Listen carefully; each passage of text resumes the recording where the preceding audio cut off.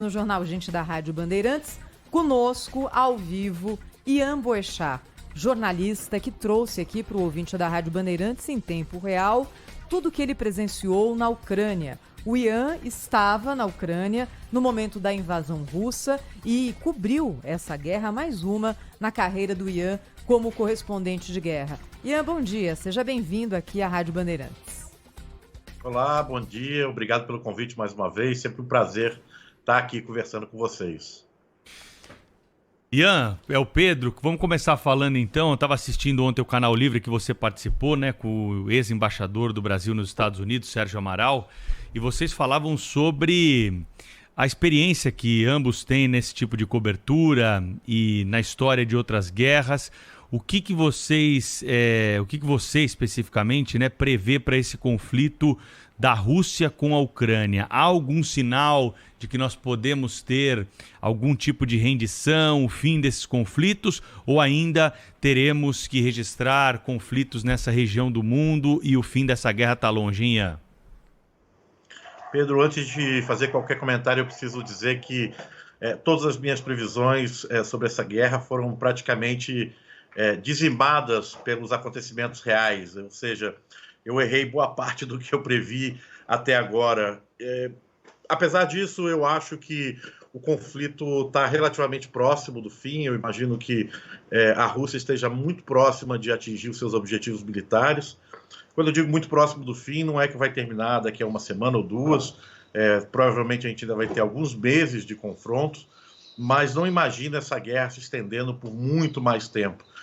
O objetivo inicial de Vladimir Putin era, com certeza, unir a Crimeia à Rússia por um corredor por terra na região sul-sudeste do país, e ele está praticamente conseguindo isso. Agora o objetivo dele vai ser expandir as fronteiras da região conhecida como Donbass, sob controle dos separatistas. A próxima fase da guerra vai se tratar sobre isso, e eu imagino que após essa conquista, se ele conseguir essa conquista, é provável que a Rússia busque, então, sentar à mesa e colocar um fim, pelo menos, nessa fase ativa da guerra, porque a tensão militar e a tensão bélica naquela região vai continuar por muitos anos ainda.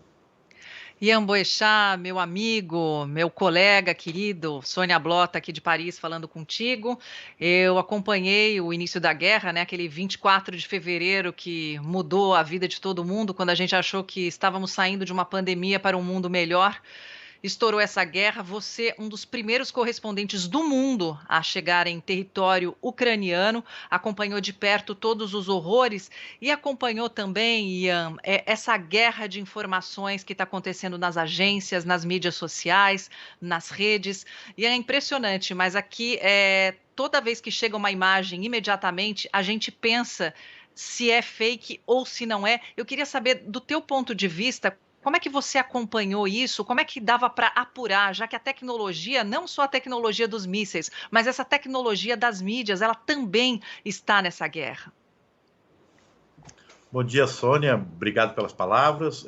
Olha, o que eu tento fazer nessas coberturas é focar ao máximo numa cobertura hipermicro, hiperlocal, onde eu possa ver as coisas, onde eu possa retratar o que eu estou vendo, né, o que eu estou acompanhando.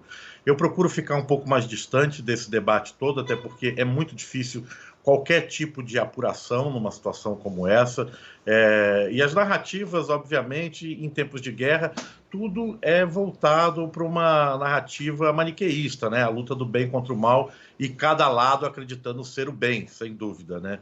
A gente precisa lembrar que numa situação como essa, os dois lados veem os jornalistas como instrumentos de propaganda. Então a gente precisa ter cuidado na hora de tomar comprar essas histórias, esses lados, porque, sem dúvida, a verdade não é o forte numa comunicação de guerra, né? Dito isso, o que eu tenho tentado fazer, repetindo, é focar muito na questão hiperlocal, onde eu posso ver, falar com as pessoas, ouvir o que as pessoas estão dizendo. Então, eu não me arrisco a chegar a conclusões sobre questões que estão muito distantes de mim. Agora, óbvio, imaginar que um ataque a uma maternidade numa cidade como Mariupol, aquela destruição completa, é uma encenação ucraniana, é algo um pouco demais, né? Ou acreditar que todos aqueles corpos que estavam em Bucha são resultados de um massacre deliberado russo, é algo também difícil de acreditar, né? Então, enfim, tem que ter bastante cuidado aí, eu acho, né? E aí, Eduardo, bom dia. Qual é a importância que você, observando de perto lá, dá para as movimentações das grandes potências? Estados Unidos e China, a própria Rússia, como grande potência militar, chegaram em algum momento a parecer encostar mais as duas partes, né? Porque eles, olhando de longe, eles dependem muito. A Ucrânia depende militarmente dos Estados Unidos, da OTAN, e a China e a Rússia depende economicamente da Rússia. Lá embaixo, lá na rua, onde você andou, onde você conversou, onde você viu, tem algum sentido falar nessas influências acima, vamos chamar assim, dos governos locais? Eu acho que é importante tentar entender que essa não é uma guerra da Rússia com a Ucrânia, né? Essa é uma guerra da Rússia contra o Ocidente, ou contra a OTAN, ou contra o Norte Global. Tem um monte de nome que a gente pode dar para esse conflito, mas essa não é uma guerra da Rússia contra os ucranianos. Isso é só a Ucrânia é só o palco desse embate, né? As pessoas lá na ponta, eu acho que tem bastante consciência disso, sim, sabe?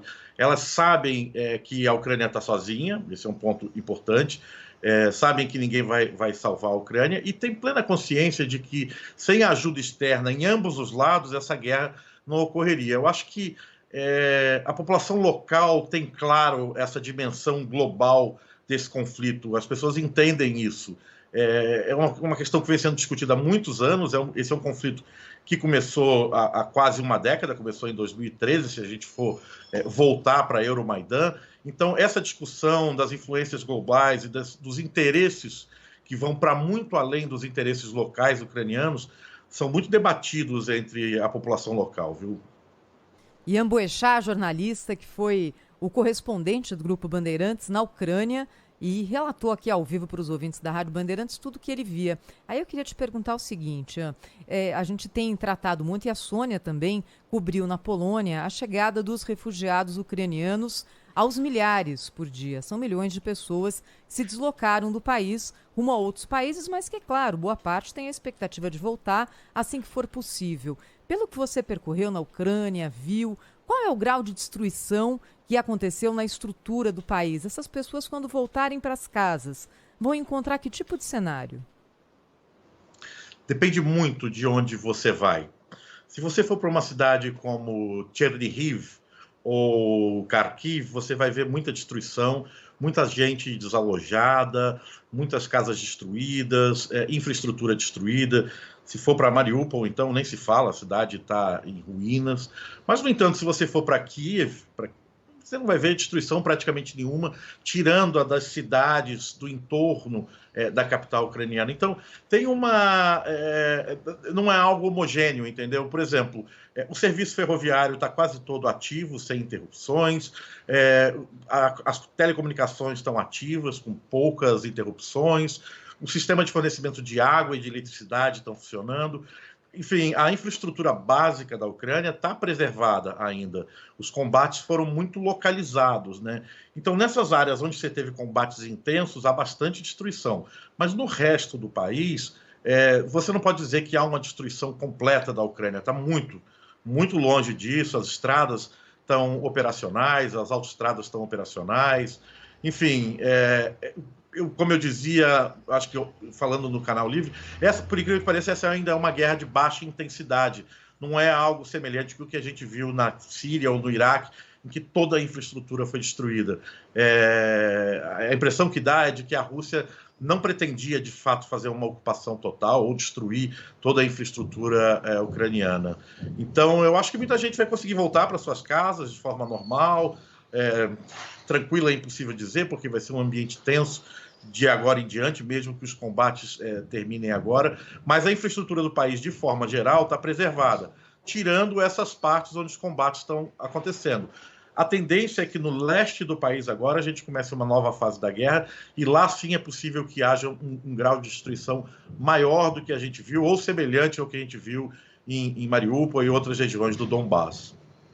Ian, justamente desenvolvendo um pouquinho mais esse assunto, né? Esse drama, que você estava lá, eu lá na fronteira da Polônia, como disse a Thaís, também acompanhei muito, mas existe uma diferença grande, como você bem citou, a Síria e o Iraque.